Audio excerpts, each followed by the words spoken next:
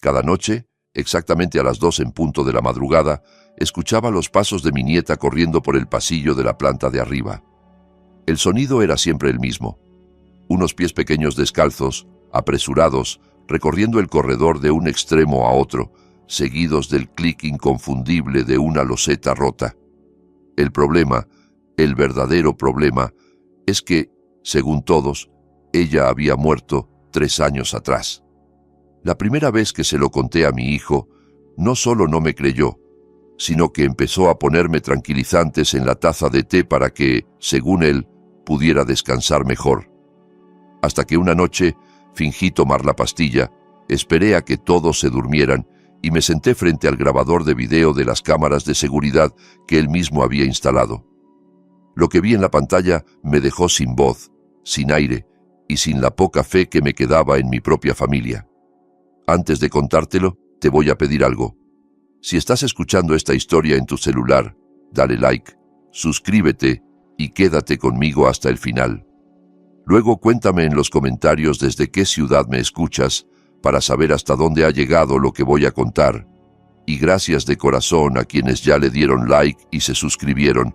Que Dios les dé salud, claridad en la mente y una vida larga, lejos de personas que juegan con la cordura de los demás. Me llamo Roberto, aunque en el barrio todos me conocen como Don Roberto. Llevo más de 30 años viviendo en la misma casa de 2 plantas en las afueras de Ciudad de México, una casa larga y algo estrecha, como esas que se fueron alargando con el tiempo a base de remiendos y ampliaciones baratas. La segunda planta tiene un pasillo que recorre casi todo el fondo, con el piso de loseta blanca ya gastada por los años.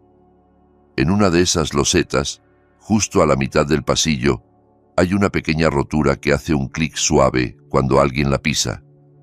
Antes, cuando mi nieta Lucía corría por ahí, se escuchaba el tap tap tap de sus pies pequeños, seguido de ese clic, como la firma sonora de su alegría.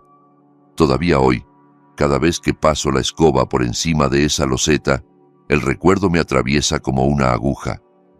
No es solo un ruido en el piso, es una memoria clavada en el pecho. En la pared del pasillo cuelga una hilera de cuadros familiares que he ido colgando durante décadas. Es casi como un árbol genealógico torcido.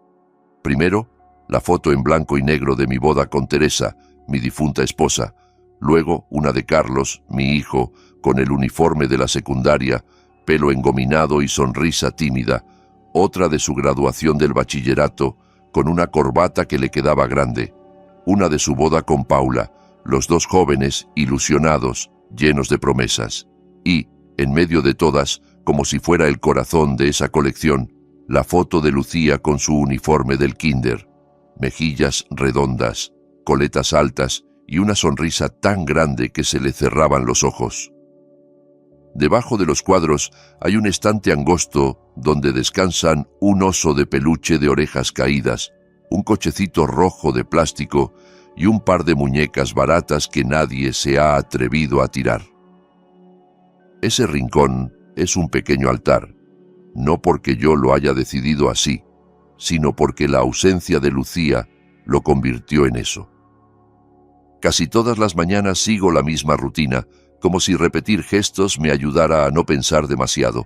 Me levanto temprano, voy al baño, me lavo la cara con agua fría para despejarme y me siento un momento en la orilla de la cama a rezar. No son oraciones perfectas. A veces ni siquiera recuerdo bien las palabras. Solo le hablo a Dios, a mi esposa, a quien me escuche. Luego tomo la escoba y subo las escaleras con cuidado.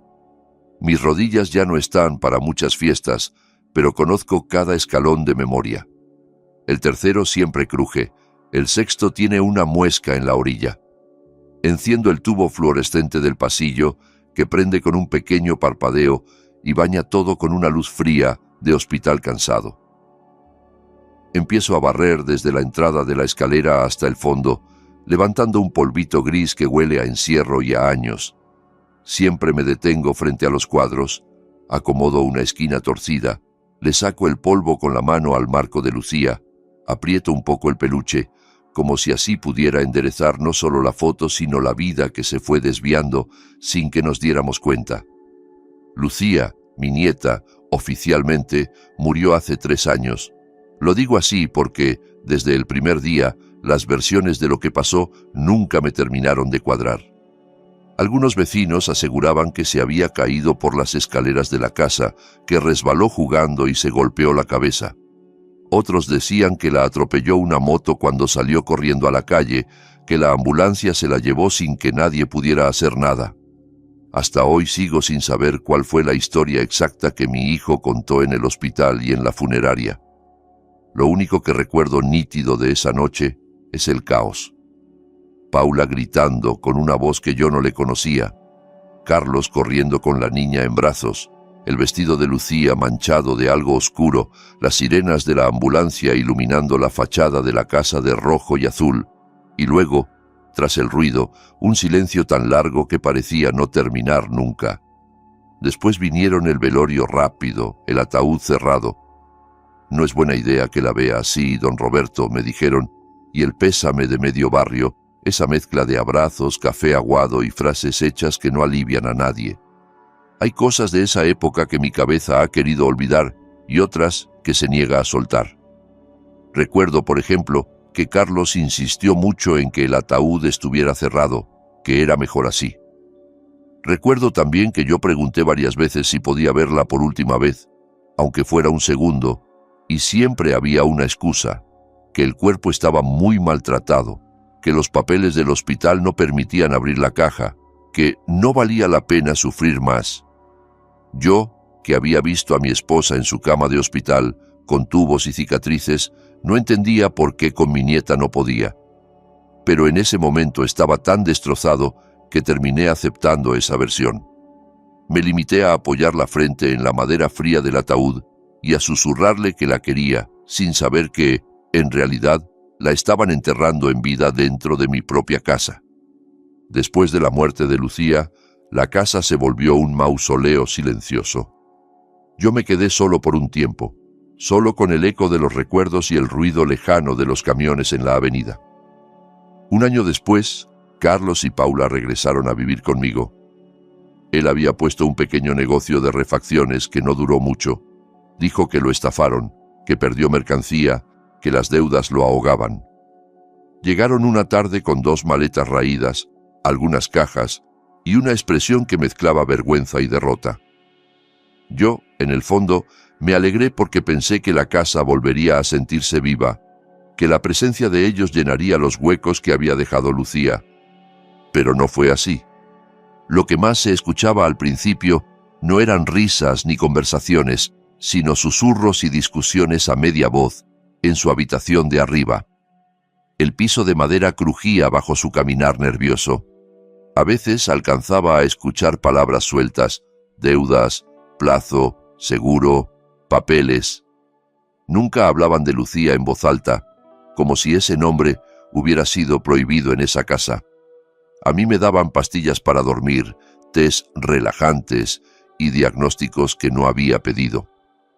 Una mañana, Carlos bajó a la cocina con una camiseta vieja y un chandal desgastado, rascándose la barba incipiente mientras abría el refrigerador como si buscara algo más que comida. «Papá, ¿ya se tomó la pastilla para la presión?», me preguntó sin mirarme a los ojos. «Luego del desayuno», respondí como siempre.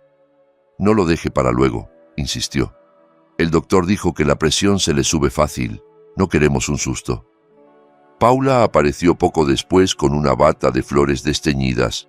Me saludó en voz baja con ese «buenos días» que suena más a disculpa que a saludo, y se fue directo a la cocina.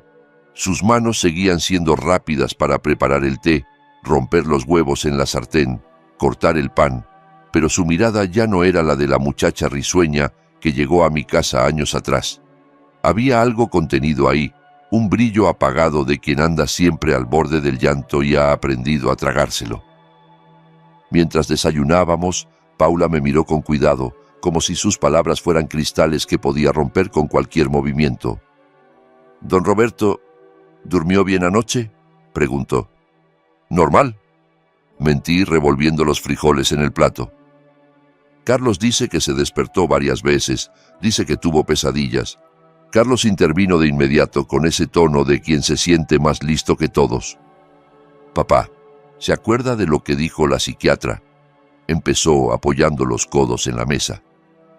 «Que a su edad es normal dormir ligero, pensar mucho, soñar raro, sobre todo por lo de Lucía». La palabra psiquiatra todavía me daba vergüenza, como si fuera una etiqueta pegada en la frente.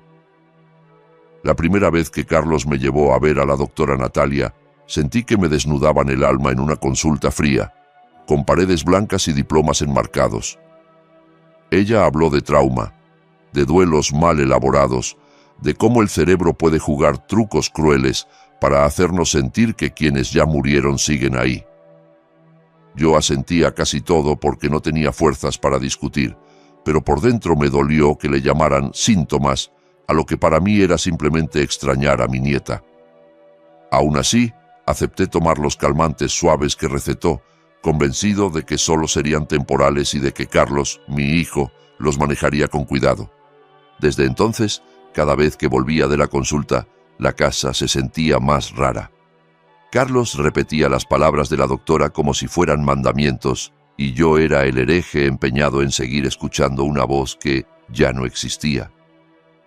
Lo que nunca cambiaría era la puerta que más me dolía en toda la casa, la habitación de Lucía, cerrada desde el día de su supuesto entierro, con la manija fría y el seguro siempre echado. Un par de veces intenté abrirla, solo para encontrarme con la resistencia del cerrojo. La única respuesta que recibí de Carlos fue siempre la misma. «Papá, mejor no la abra», me decía con voz firme. «Solo se va a hacer daño recordando.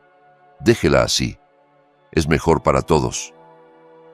Yo callaba, pero justamente porque no podía entrar, mi cabeza inventaba y reescribía una y otra vez lo que podría haber dentro. Sus juguetes, sus cuadernos, alguna pijama favorita aún doblada en la cama. Esa puerta cerrada pesaba como una piedra en medio de la casa, especialmente de noche, cuando las sombras del pasillo parecen agrandarse y los silencios suenan más que cualquier ruido. La primera vez que escuché los pasos fue una noche cualquiera, cerca de las 2 de la madrugada. No hubo trueno, ni lluvia, ni un sueño extraño que me despertara. Simplemente abrí los ojos y supe de inmediato que algo no estaba en su lugar. La televisión de arriba, que Carlos solía dejar encendida, estaba apagada. La calle estaba extrañamente silenciosa, sin música de vecinos ni motores pasajeros. Solo se oía el zumbido del ventilador en mi cuarto y el tic-tac del reloj de pared marcando los segundos. Entonces, muy suave, casi como si viniera de otro tiempo, escuché el sonido. Pasos pequeños, rápidos, recorriendo el pasillo de la planta alta. Tap, tap, tap, tap. Y, claramente, el clic de la loseta rota. Después, como si fuera una estela de ese movimiento, llegó una risita corta de niña, tan leve que casi la confundí con el viento. Se me erizó la piel desde la nuca hasta los pies. Me quedé mirando el techo, conteniendo la respiración, con el corazón golpeando el colchón por dentro. Me repetí mentalmente que seguramente era la tele de algún vecino, que los hijos del de enfrente estaban jugando, que las casas viejas crujen y hacen ruido sin sentido. Me giré hacia la pared, me subí la sábana hasta el cuello e intenté convencerme de que la casa estaba dormida. Pero en el fondo del pecho algo me susurraba que no, que había alguien despierto allá arriba, recorriendo el mismo pasillo que yo barría cada mañana. La sensación no se fue con la luz del día. Se me quedó pegada al cuerpo como humedad, como ese frío que uno no se logra sacudir aunque se ponga suéter. Durante el desayuno, observé a Carlos y a Paula con otros ojos. Él se quejaba de la inflación, del precio de la gasolina, como si el mundo entero conspirara contra él. Ella asentía en silencio, moviendo la cucharita del café. Yo abría la boca para contarles lo de los pasos y la risita, pero la cerraba de inmediato, temiendo que el más mínimo comentario bastara para que me subieran la dosis de pastillas. La noche siguiente todo fue peor. Me desperté otra vez sin motivo aparente y miré el reloj de la mesita de noche, la 1:30. Intenté volver a dormir, pero una inquietud rara me revolvía el estómago. El tic-tac del reloj sonaba más fuerte de lo normal, como si marcara una cuenta regresiva. Cuando las manecillas llegaron a las 2, el sonido volvió. Tap, tap, tap, tap. Esta vez más nítido, más marcado. Casi podía seguir el recorrido en mi mente, desde la puerta de la habitación de Lucía hasta la mitad del pasillo, clic de la loseta rota, vuelta atrás, vuelta a empezar. No era el paso pesado de un adulto, ni el arrastre de las chanclas de Carlos. Era el golpeteo ligero de pies pequeños descalzos. Entre paso y paso, escuché también una respiración agitada, como la de un niño que corre demasiado y se queda sin aire, y algo que se parecía a una risita ahogada, más cerca del sollozo que de la alegría. Estuve a punto de incorporarme para subir las escaleras, pero me acordé de la voz de la doctora. Si se siente ansioso de noche, no reaccione a cada ruido. Concéntrese en su respiración. En vez de seguir su consejo, hice algo que ella no hubiera aprobado. Susurré en la oscuridad. Lucía. En cuanto pronuncié su nombre, los pasos se detuvieron de golpe. El silencio que siguió fue tan denso que parecía llenarme la boca, el pecho, la habitación entera. El aire se volvió pesado. Mis manos temblaban sujetando la sábana como si fuera mi última defensa. No supe qué me daba más miedo, que realmente fuera mi nieta o que todo estuviera solo en mi cabeza. Ninguna de las dos opciones me daba paz. Al amanecer, seguía sin tener respuesta, solo una certeza. No podía seguir guardando aquello para mí. A la mañana siguiente, durante el desayuno, ya no aguanté más. Mientras Carlos miraba el móvil con el ceño fruncido y Paula servía el té con manos ligeramente temblorosas, dije, tratando de sonar calmado. Anoche escuché algo. Unos pasos arriba, como a esa misma hora. Como cuando Lucía corría por el pasillo. Paula levantó la vista y se quedó helada. La cucharita se le resbaló de los dedos y golpeó la mesa con un tintineo metálico. La poca sangre que tenía en la cara desapareció por completo. Carlos dejó el móvil a un lado y suspiró cansado como quien escucha por milésima vez una historia que ya decidió no creer. «Papá, otra vez con eso», murmuró. No estaba dormido, Carlos, insistí. Miré el reloj. Eran las 2 en punto. El sonido es idéntico. Los pasos chiquitos y la loseta rota. No me lo estoy inventando. Paula se agachó a recoger la cucharita, pero vi claramente cómo le temblaban las manos. Evitó mirarme a los ojos, como si en mi mirada pudiera descubrirse algo peligroso. Carlos apoyó el codo sobre la mesa y me miró con gesto de paciencia forzada. «Papá, usted extraña a Lucía», dijo, con voz suave pero condescendiente. «Es normal que recuerde sus sonidos, su risa, su forma de correr. El cerebro hace trucos muy feos cuando uno está de duelo. La doctora ya se lo explicó. Son recuerdos, no cosas que están pasando». Me sentí como un niño al que los adultos tratan de convencer de que no ha visto lo que ha visto, pero en los ojos de Paula había algo que iba más allá de la simple pena. Era miedo, un miedo antiguo, el de quien sabe algo y no se atreve a decirlo. Esa mirada, más que las palabras de Carlos, fue la que me clavó la espina de la duda. Esa tarde traté de distraerme. Lavé ropa, limpié la mesa del comedor, barrí el patio donde ya casi nadie se sentaba. Sin embargo, cada vez que pasaba cerca de las escaleras, el oído se me afinaba solo, como si esperara que en cualquier momento volviera a escuchar el tap, tap, tap y el clic desde arriba.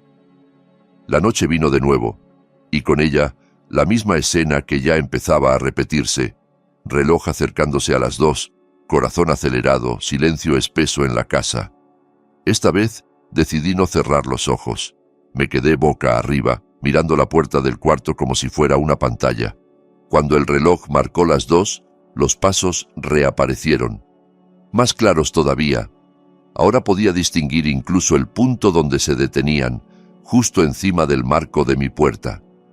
Escuché el crujido de la madera, el clic de la loseta, un golpe suave, como de puñitos llamando a una puerta, y un susurro casi inaudible.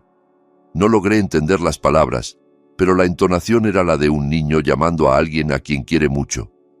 Un sudor frío me recorrió la espalda. La voz de la psiquiatra resonó en mi cabeza. Algunas personas oyen cosas que no están ahí, pero eso no las hace locas, solo dolidas. Yo ya no sabía si estaba dolido, loco, o si era el único cuerdo en una casa llena de secretos. El cansancio empezó a notarse en mi cuerpo. Ojeras marcadas, dolores de cabeza constantes, la presión alta bailando a su antojo. Una mañana, apenas me senté a la mesa, Carlos me miró con el ceño fruncido. «Papá, está muy pálido. ¿Otra vez no durmió?» «No mucho», admití llevándome la mano a la nuca. «Esto ya no puede seguir así». Se levantó, fue a su habitación y regresó con un frasquito de pastillas blancas. «La doctora dejó un ansiolítico suave para que duerma», explicó, agitando el frasco. «Ayer no quise dárselo, pero así no va a aguantar». Paula miró el frasco con la cara todavía más blanca, como si ese pequeño cilindro de plástico guardara algo más que medicamento. «Carlos, ¿no será mucho?», murmuró. «Está en la dosis que mandó la doctora», cortó él molesto.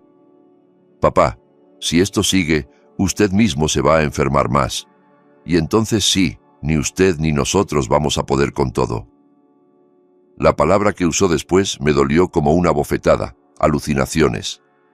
Dijo que si seguía hablando de cosas que no existen, la doctora podría pensar que yo estaba empeorando de la cabeza. Me sentía acorralado por mi propio hijo. Si insistía, era el loco. Si callaba, traicionaba lo que oía todas las noches. Era una trampa perfecta. Esa noche, Paula entró a mi cuarto con una taza de té caliente entre las manos y una pastilla blanca apoyada en la palma. «Es del doctor, don Roberto», susurró. «Carlos dijo que se la tome antes de dormir. Le va a ayudar». Sus ojos le brillaban, pero no supe si por lástima, por miedo o por culpa. Carlos se quedó parado en el marco de la puerta, observando. Me llevé la pastilla a la boca y bebí un sorbo de té, tragando despacio bajo su mirada que me pesaba más que la medicina. Él sonrió apenas. «Eso es», dijo. «En un rato se va a sentir con sueño. Tranquilo, no piense en nada, solo descanse». Cerró la puerta y el silencio se instaló. El efecto de la pastilla llegó poco a poco. La cabeza pesada, los párpados cada vez más cerrados, los músculos como de trapo. Pero, al mismo tiempo, algo extraño pasaba. Mis oídos parecían volverse más sensibles, como si, al apagarme el cuerpo, se encendiera algo más. El ventilador, el reloj, incluso el zumbido lejano de un coche en la calle sonaban como si estuvieran dentro de la habitación. Entré en un estado raro, a medio camino entre el sueño y la vigilia, atrapado en mi propio cuerpo. No sé cuánto tiempo pasó hasta que volví a oírlo. Tap, tap, tap, tap. Los mismos pasos chicos arriba de mi cabeza, solo que esta vez sonaban aún más cercanos, como si caminaran directamente sobre el techo de mi cuarto. Intenté incorporarme, pero el cuerpo no me respondió. Era como estar sujeto al colchón con correas invisibles. La lengua me pesaba dentro de la boca. Quise decir Lucía, pero de mi garganta solo salió un susurro ronco que ni yo escuché bien. Los pasos se detuvieron justo encima del marco de mi puerta. Luego, muy despacio, escuché el sonido del picaporte moviéndose desde fuera, como si una mano pequeña lo tanteara en la oscuridad. No sé si fue real o un efecto de la pastilla, pero el miedo fue tan real como el latido desbocado en mi pecho. Al amanecer me desperté agotado, con la boca seca, la cabeza embotada y el cuerpo rendido, como si hubiera pasado una semana enfermo. Carlos entró a mi cuarto con una sonrisa satisfecha que me revolvió el estómago.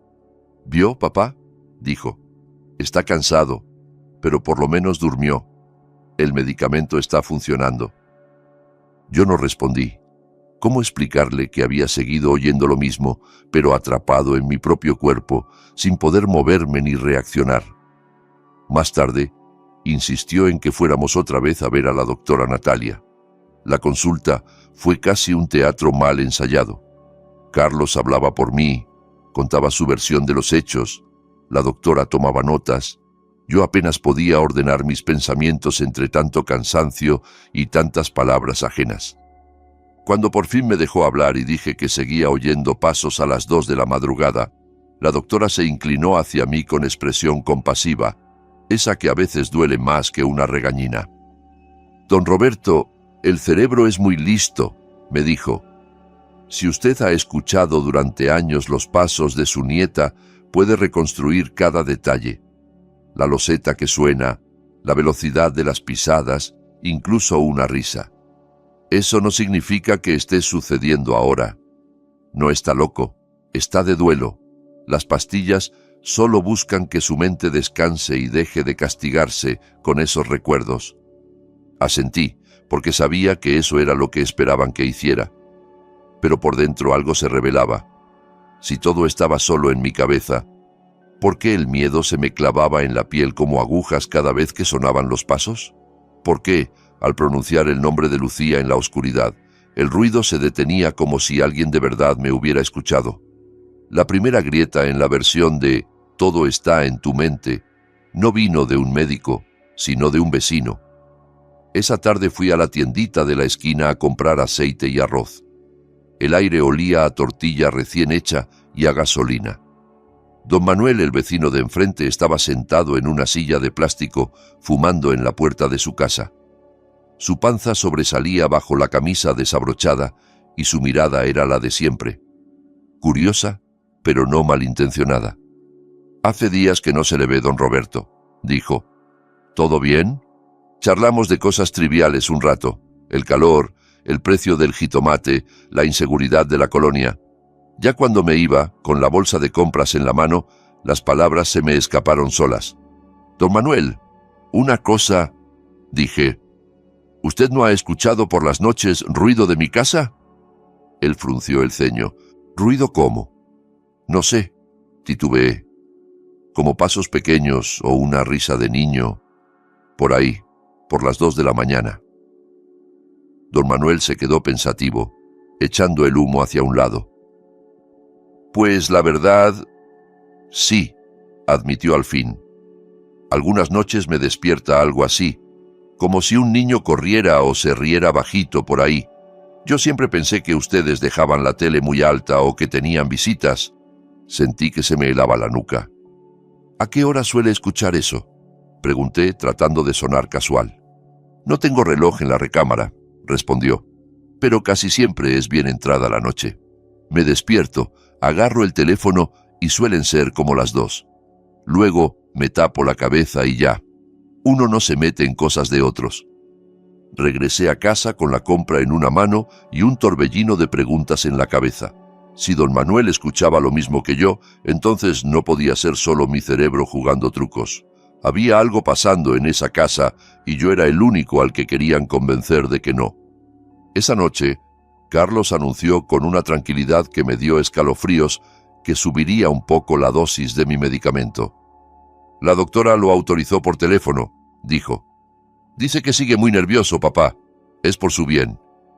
Paula apenas abrió la boca para protestar y él la silenció con una mirada dura. Algo en mí se encendió. Cuando ella trajo la taza con la pastilla, hice exactamente el mismo teatro de la noche anterior, pero esta vez con una diferencia. No tragué. Fingí el movimiento de la garganta, hice ruido con el té, sonreí débilmente. Cuando cerraron la puerta y el sonido de sus pasos se alejó por el pasillo, saqué la pastilla de la boca y la escondí bajo la almohada. Es curioso cómo, en cuanto uno deja de doparse para complacer a otros, la casa empieza a mostrar cosas que antes parecían invisibles.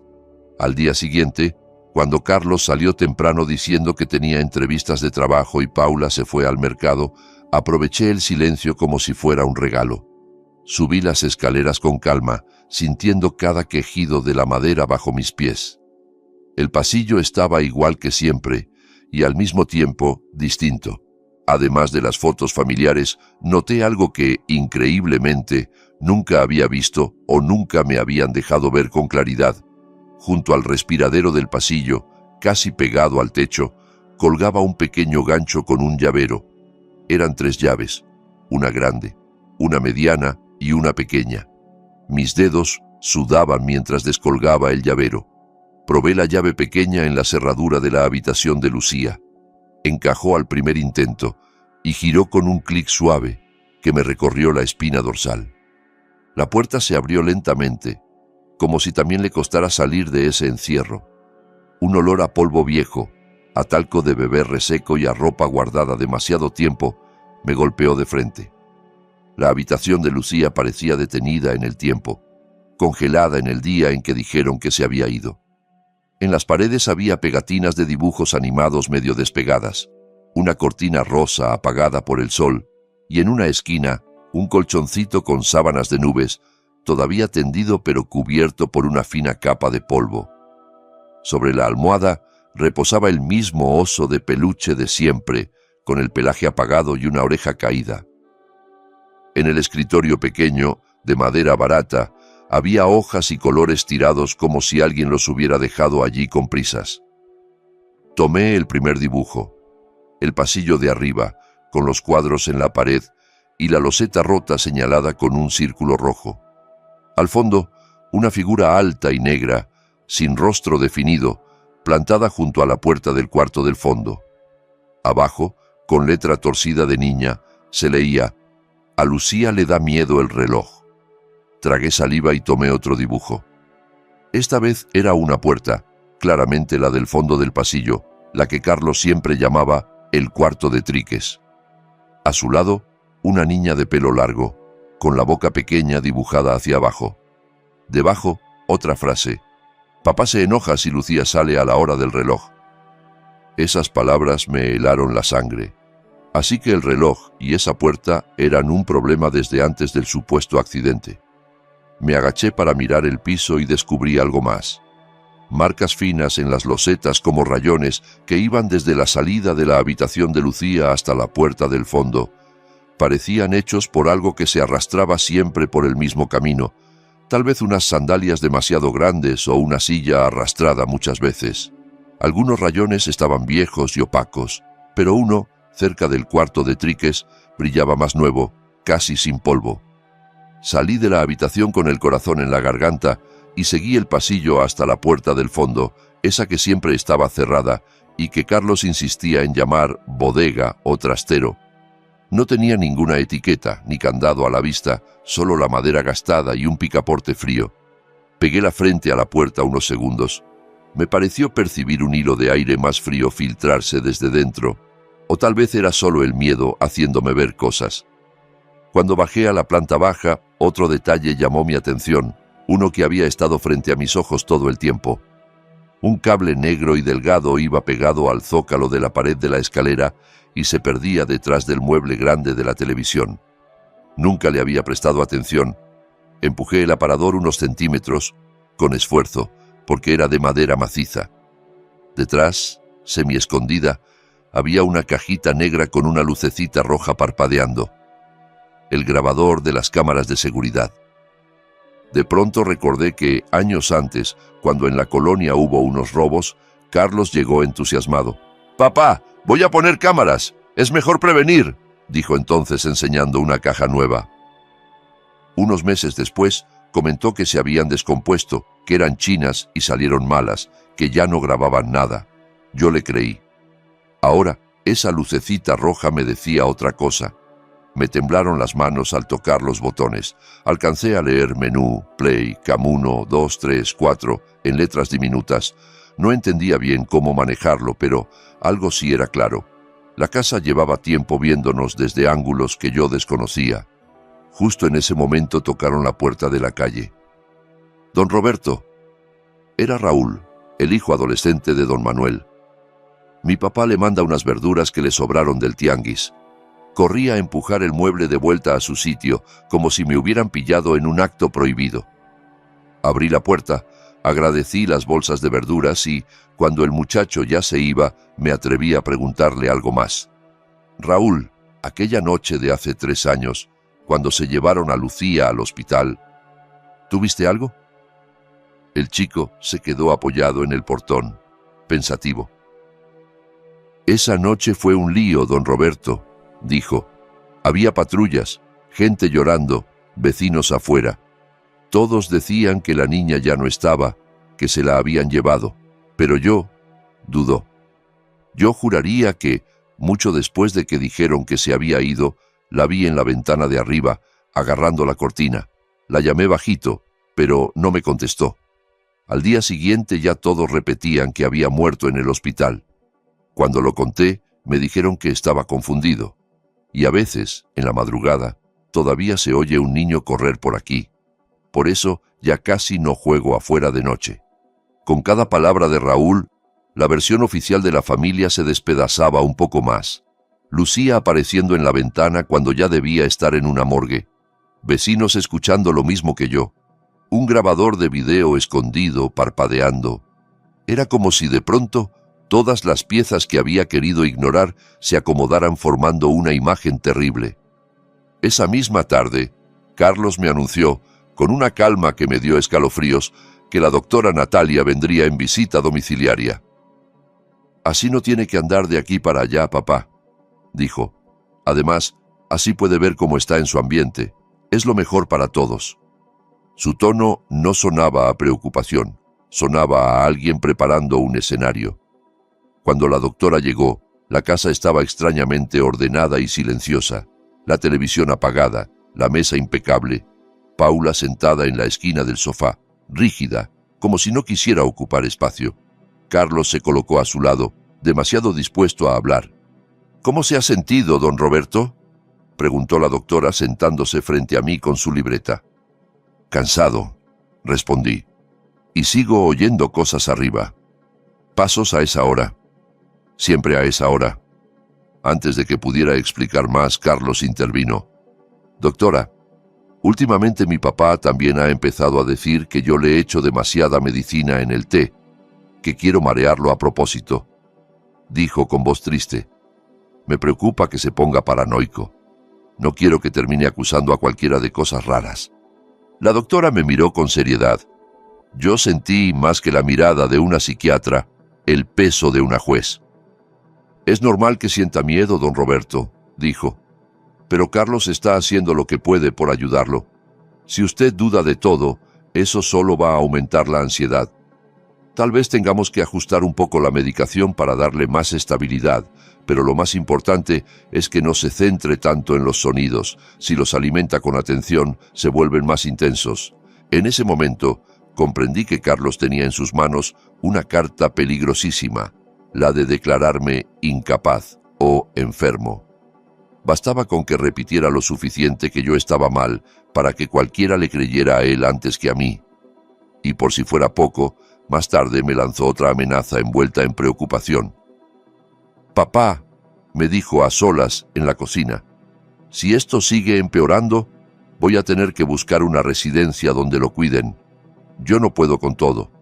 No quiero, pero me va a obligar. Piénselo». La palabra residencia me hizo un nudo en el estómago. Esa casa era lo único que me quedaba de mi esposa, nuestro único patrimonio, el lugar donde mi hijo dio sus primeros pasos y donde Lucía aprendió a decir abue. La idea de que me sacaran de allí, además con fama de loco, me dio más miedo que cualquier ruido en la noche. Más tarde, cuando Carlos se fue a hacer trámites y Paula entró en mi habitación con la ropa doblada, cerró la puerta despacio y se sentó al borde de la cama. Algo en ella había cambiado. No era solo cansancio, era una decisión formándose. «Don Roberto», me dijo en voz muy baja, con la vista clavada en sus manos, «yo también los oigo, esos pasos, desde hace tiempo, desde antes de que usted lo dijera. Vienen de arriba, hacia el cuarto del fondo. Pero cada vez que se lo menciono a Carlos, se enoja. Dice que estoy igual que usted, que voy a acabar en el psiquiatra». La vi temblar. Sus ojos buscaban los míos como quien se agarra de una tabla en medio del mar. «¿Y aquella noche, la noche del accidente?», pregunté. «Paula, dime la verdad. ¿Qué pasó de verdad con Lucía?». Abrió la boca, dispuesta al fin a hablar, y un par de lágrimas le resbalaron por las mejillas. «Yo», empezó. «Don Roberto, yo... En ese momento sonó la voz de Carlos desde la cocina, llamándola para que le ayudara con el garrafón de agua. Paula se secó las lágrimas a toda prisa, como si las hubiera robado, y salió como si nada, dejándome solo con la certeza de que todo estaba mal y nadie iba a hacer nada si yo no empezaba primero. Esa noche tomé una decisión. Otra vez representaron el teatro del té con la pastilla. Otra vez fingí tragar, y otra vez escondí el comprimido, esta vez en el bolsillo del pijama. Apagué la luz principal, dejé solo la lamparita de noche encendida y me quedé despierto, consciente y tenso, mirando la puerta. El reloj marcó la 1, luego la 1:30, y mi corazón iba al mismo ritmo que el segundero. Cuando las manecillas se juntaron en el 12 y en el 2, la casa entera pareció contener el aliento. Entonces llegaron los pasos. Tap, tap, tap, tap. Pero esta vez no sonaban juguetones ni curiosos. Sonaban desesperados, como de alguien que corre por miedo, no por diversión. Podía seguir el recorrido en mi mente, desde la habitación de Lucía hasta el fondo del pasillo. Clic de la loseta rota, vuelta atrás, vuelta a avanzar. Luego, 3 golpecitos suaves en la puerta del cuarto del fondo. Toc, toc, toc. Y muy pero muy bajito, casi como un pensamiento que no es de uno, escuché una vocecita temblorosa. «Abue». La palabra me partió en 2. Me llevé la mano a la boca para que no se escapara ningún sollozo. No abrí la puerta ni subí las escaleras. No tuve valor. Me quedé llorando en silencio hasta que afuera, a lo lejos, sonó la primera campana de la iglesia anunciando el amanecer.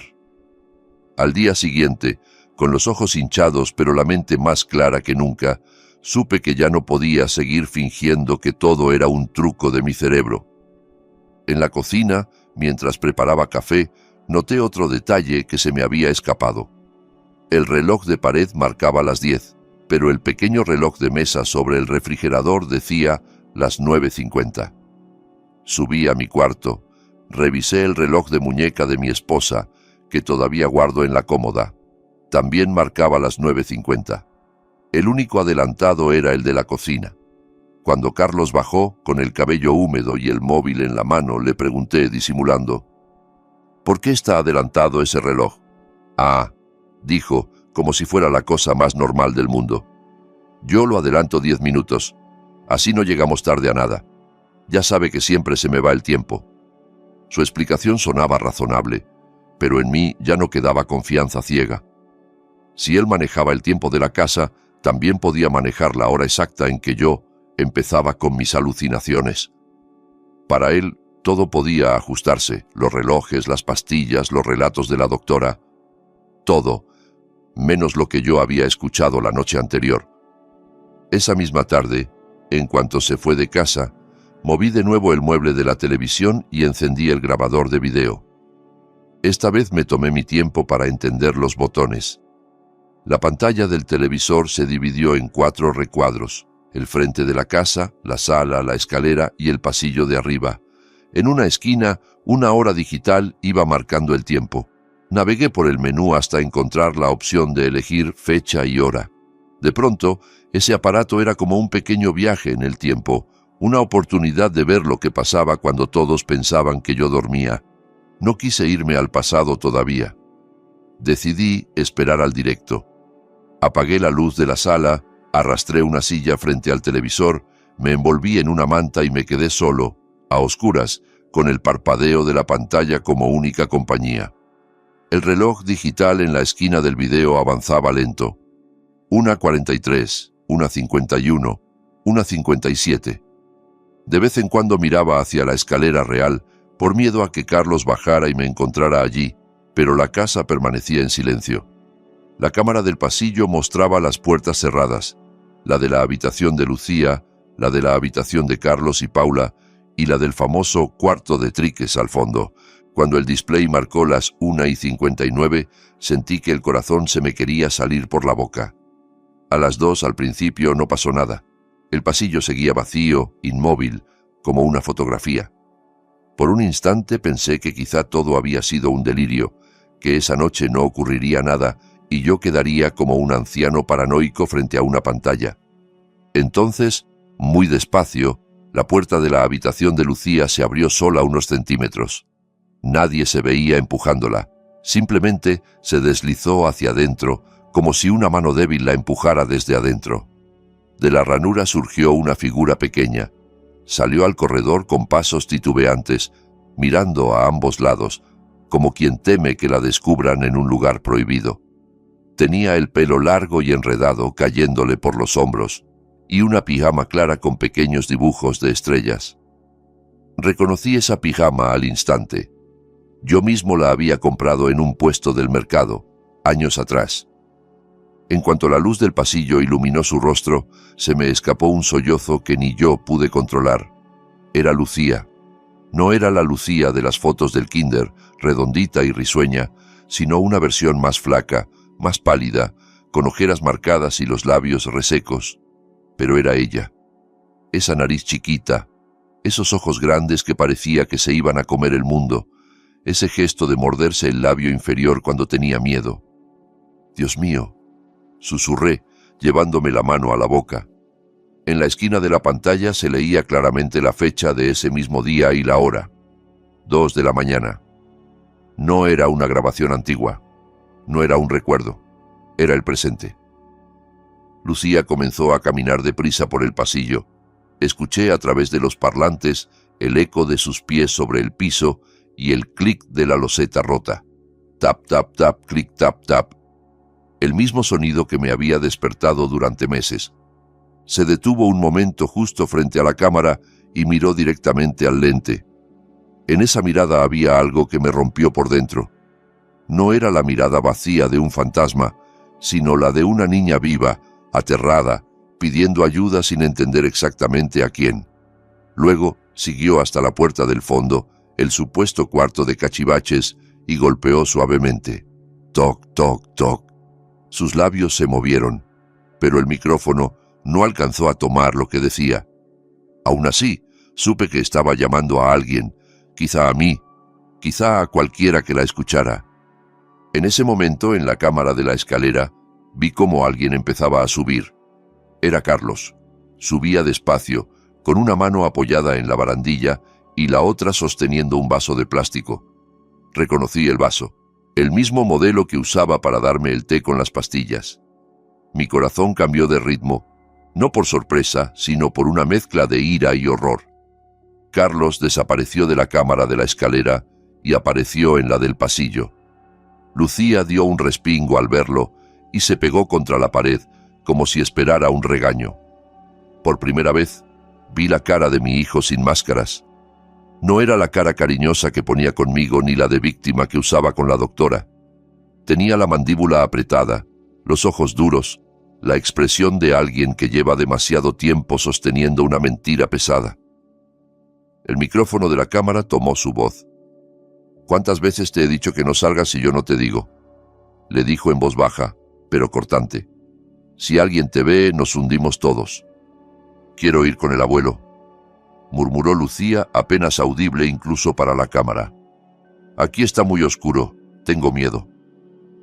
«Ya te dije que es por tu bien», insistió él con una impaciencia fría. «Tú solo haz caso». Sacó una llave del bolsillo, sostuvo el vaso con la otra mano y abrió la puerta del cuarto del fondo. La cámara alcanzó a mostrar el interior durante unos segundos. Una habitación pequeña, sin ventanas, con un colchón en el suelo, un cubo de plástico en una esquina, un par de cobijas revueltas y varias botellas de agua amontonadas. Las paredes mostraban manchas de humedad y rayones. No era un trastero, era una celda improvisada para una niña. «Toma esto y duérmete», le ordenó acercándole el vaso. «Si te portas bien, mañana vemos». Las manos de Lucía temblaban mientras bebía. Carlos esperó a que diera varios tragos. Le quitó el vaso y la empujó hacia adentro. No la golpeó con violencia extrema, pero sí con la fuerza suficiente para que tropezara y cayera de rodillas. Antes de que la puerta se cerrara por completo, la cámara captó su carita vuelta hacia el pasillo, hacia la cámara, hacia mí. Sus ojos no eran los de una muerta ni los de una loca. Eran los de una niña que llevaba demasiado tiempo pidiendo auxilio en silencio. Cuando la puerta se cerró, se oyó el giro de la llave. Clic. Carlos se quedó unos segundos con la mano en el picaporte, la cabeza gacha. Después levantó la vista y miró hacia la cámara, como si sospechara que alguien lo observaba. Su mirada se clavó en el lente, atravesó la pantalla y me alcanzó a mí, que temblaba en la sala. Tras ese segundo interminable, apagó la luz del pasillo. La imagen se oscureció casi por completo. Me quedé paralizado, con el mando del grabador de video entre los dedos, sin apenas sentir el cuerpo. Lo que durante 3 años había vivido como duelo, como muerte, estaba ahí, vivo, encerrado en una habitación de mi propia casa. No era un fantasma el que corría a las 2 de la madrugada. Era mi nieta, que nunca se había ido. No eran alucinaciones lo que me mantenían despierto. Era la realidad golpeando desde arriba, mientras todos intentaban convencerme de que yo era el problema. No sé cuánto tiempo estuve frente al televisor después de eso. Solo sé que, en algún momento, el ruido de la casa real me devolvió al presente. El crujido de la escalera, un paso más pesado, el de Carlos bajando. Apagué el grabador de video a toda prisa, cambié al canal de televisión, subí el volumen y me tumbé en el sofá fingiendo estar profundamente dormido. Cerré los ojos justo cuando él entró en la sala. Sentí su sombra acercarse, su respiración cerca de mí. «¡Papá!», susurró, probando. No respondí.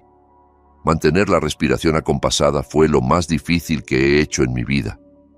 Unos segundos después escuché unos pasos más livianos venir desde la cocina. Era Paula. «¿Carlos?», dijo ella en voz apagada. Lucía volvió a salir. «Ya la metí otra vez», respondió él molesto sin bajar la voz tanto como creía. «Por eso le subí la dosis a mi papá. Mientras él esté dormido no oye nada. Si alguien la ve o la escucha, estamos acabados». «¿Hasta cuándo vamos a seguir así?», preguntó Paula casi llorando. «Es nuestra hija». Bajó la voz y apenas alcancé a oír. «No podemos tenerla escondida para siempre». «¿Y qué quieres que haga?», bufó él. «¿Decirle al seguro que todo fue un error? ¿Regresar el dinero que ya usamos para pagar las deudas? ¿Ir a la cárcel? ¿O callamos o nos hundimos todos? Y si tú sigues hablando de más, los que se van a quedar sin nada también son tu mamá y tu suegro. Piensa en eso». Sus pasos se alejaron hacia la escalera y el corazón me retumbaba tanto que pensé que lo oirían desde allí. No era solo dolor por Lucía, era una sensación de traición que quemaba. Mi propio hijo me había hecho creer que estaba perdiendo la razón para tapar un crimen. Cuando por fin el silencio volvió, subí a mi habitación y lloré hasta quedarme sin lágrimas. Lloré por Lucía, por mi esposa ya muerta, por ese niño que yo había criado y que ahora era capaz de algo así. A la mañana siguiente, en cuanto Carlos salió de la casa, busqué a Paula en su cuarto. Cerré la puerta con llave y la miré a los ojos, sin rodeos. «Lo vi todo», le dije. «Lucía, el cuarto del fondo, las pastillas. Lo vi en las cámaras. Y los escuché anoche. Ya no me pueden decir que estoy loco». Paula se desplomó en la orilla de la cama como si le hubieran cortado las piernas. Se tapó la cara con las manos y empezó a llorar con un llanto que no era de un rato, sino de años. «Perdón, don Roberto, perdón», repetía una y otra vez entre sollozos. «Yo soy una cobarde. Yo lo sabía y no hice nada». «Cuéntame todo», le pedí sentándome frente a ella. «Si aún te queda algo de amor por esa niña, cuéntamelo todo». Tardó varios minutos en poder hablar, tragándose el miedo y la vergüenza. Entre hipidos, empezó desde aquella noche.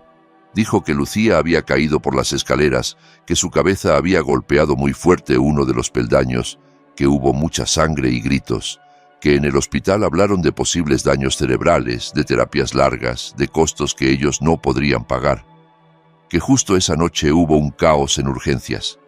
Otra niña fallecida, papeles cruzados, médicos desbordados. Carlos dijo que era una oportunidad. Susurró Paula con la voz rota. Que si en los papeles ponían que Lucía estaba muerta, el seguro pagaría. que con ese dinero podríamos pagar todo lo que debíamos y empezar de cero, que si no, nos iban a quitar hasta esta casa. Yo estaba en shock, don Roberto. No entendía nada. ¿Y el entierro?, pregunté con la voz cortada. ¿A quién despedimos entonces? No lo sé, dijo, acurrucándose sobre sí misma. Carlos se encargó de todo. Yo solo lloraba y firmaba donde él decía. Me dijo que usted no debía ver nada, que era mejor para usted, y después la trajo de vuelta a escondidas.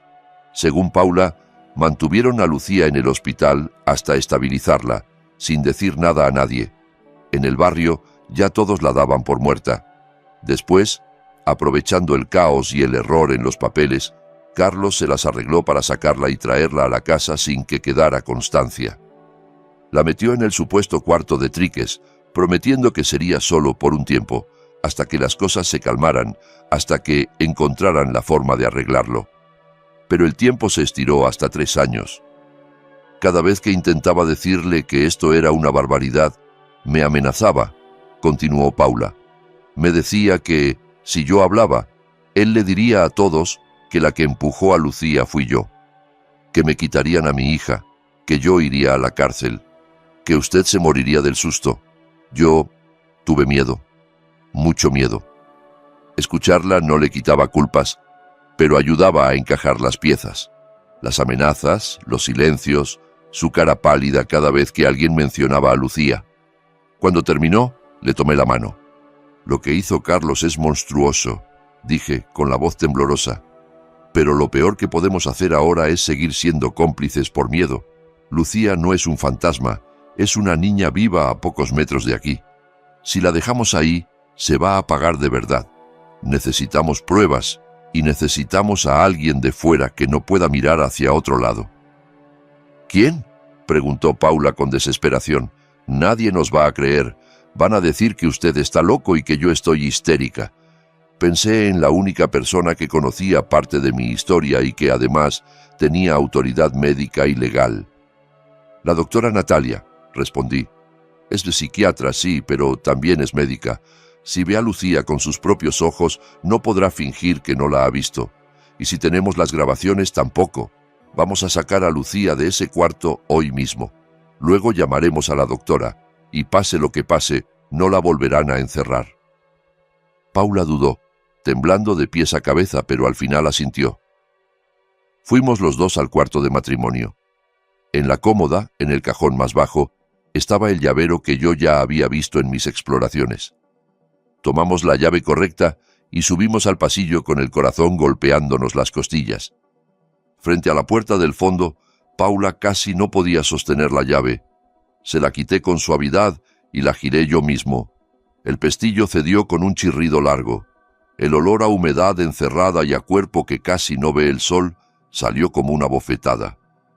Encendimos la pequeña bombilla del techo, que parpadeó antes de iluminar el cuarto por completo. Allí, hecha un ovillo en un colchón delgado y sucio, estaba Lucía. Llevaba una pijama vieja, las mangas cortas recogidas, las piernas al descubierto, llenas de pequeños moretones amarillos, como huellas de golpes viejos. El pelo lo tenía enredado en nudos, la piel muy blanca, casi transparente. Se giró despacio hacia la puerta, sin levantarse, con los ojos muy abiertos, como un animalito acostumbrado a que cada sonido signifique peligro. «¿Abuelo?», dijo, dudando, como si temiera que fuera un truco. «¿Eres de verdad?». Me arrodillé junto a ella y la abracé con todas las fuerzas que me quedaban. Su cuerpo estaba tibio, extremadamente delgado, pero era real y sólido. No era una imagen, no era un sueño. «Sí, mi niña», susurré, sintiendo que se me rompía algo dentro. «Soy tu abuelo. Perdóname, perdóname por no haber venido antes. Pensé que ya no estabas. Me hicieron creer que te habías ido». Paula se arrodilló al otro lado, llorando tanto que apenas podía hablar. «Lucía, mi amor, perdóname», sollozaba. «Yo también te fallé». Mamá se equivocó. La niña se aferró a mí y se apartó de ella con desconfianza, como si supiera, instintivamente, quién la había protegido y quién había mirado hacia otro lado. No la culpo.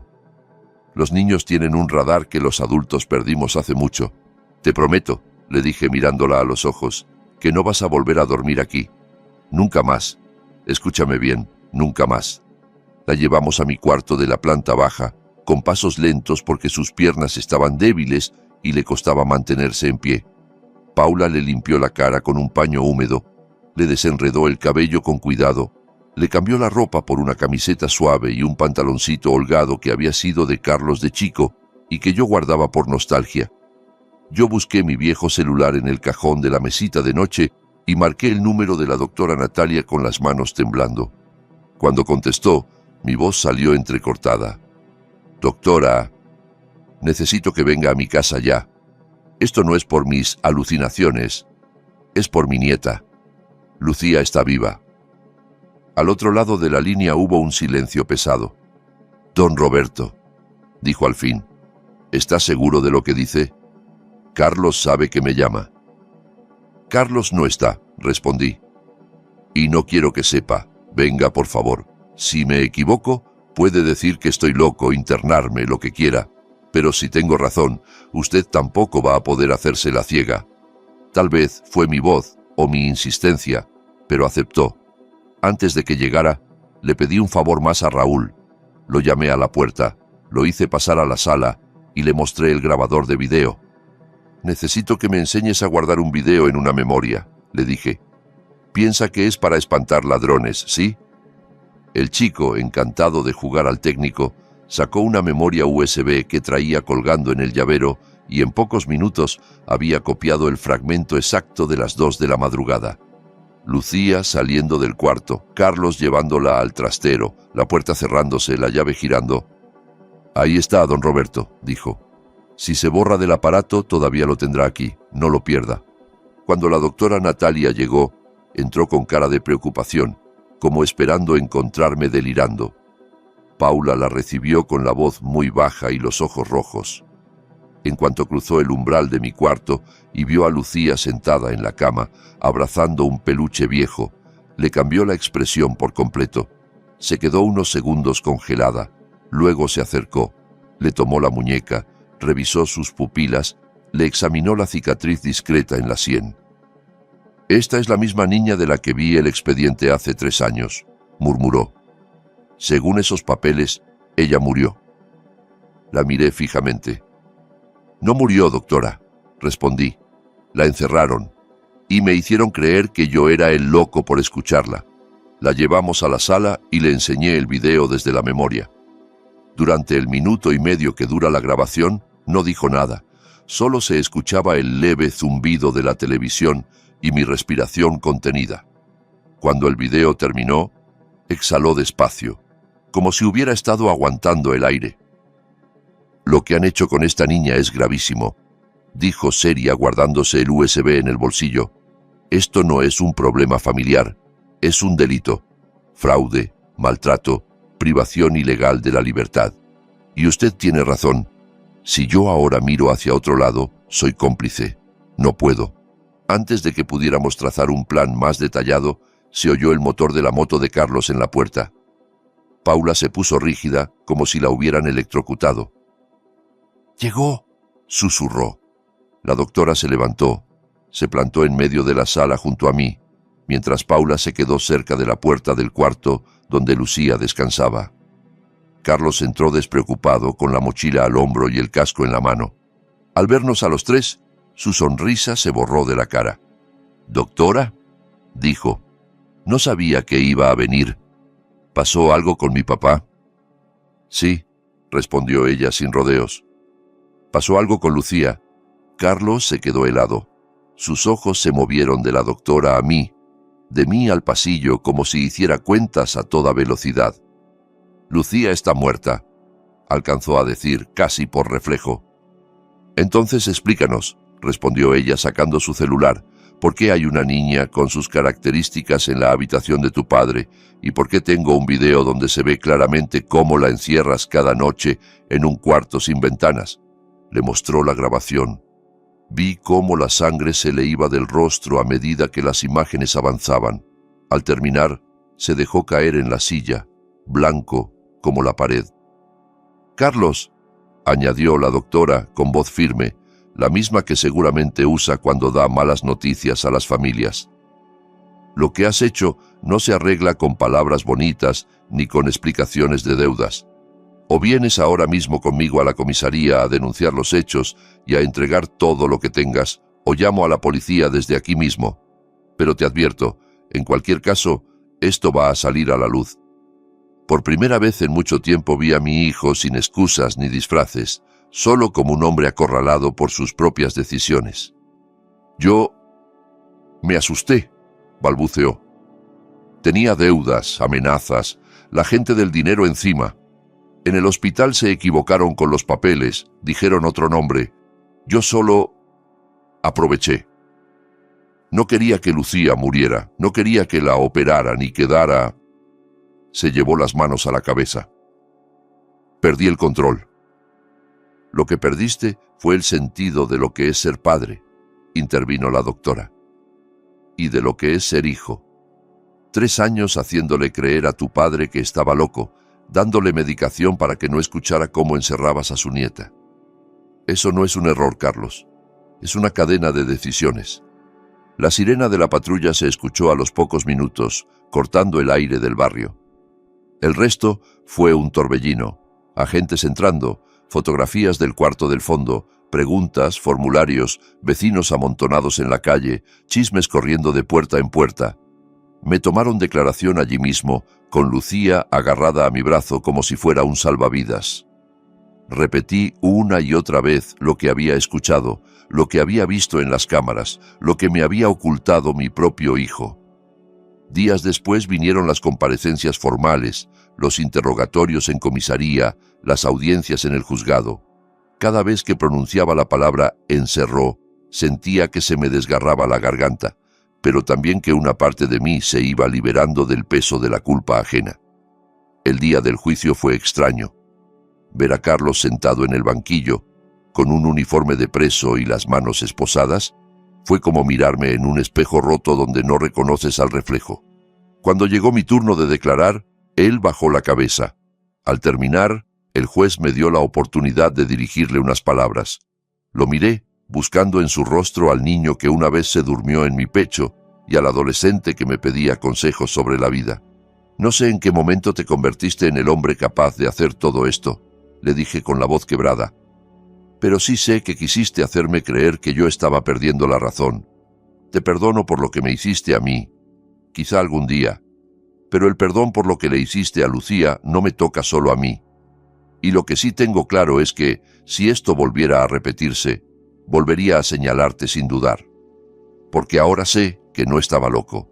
Carlos fue condenado a varios años de prisión por fraude al seguro, falsificación de documentos y maltrato infantil. Paula recibió una pena menor, libertad vigilada, terapia obligatoria y la prohibición de acercarse sola a Lucía hasta que los psicólogos lo consideraran apropiado. Ella aceptó todo sin discutir. Un día, a la salida del juzgado, se acercó a mí, con los ojos hinchados y la voz apagada. «Si tengo que pasar el resto de mi vida intentando compensar lo que permití, lo haré», dijo. «Solo quiero que Lucía tenga la oportunidad que yo no le di estos años.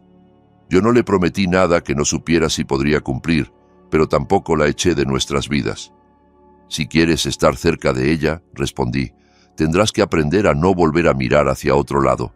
No basta con quererla, hay que tener valor cuando más miedo da». Poco a poco, la casa fue cambiando. El cuarto del fondo ya no se cerró con llave nunca más. Abrimos una pequeña ventana en la pared, dejamos entrar el sol que nunca había llegado ahí.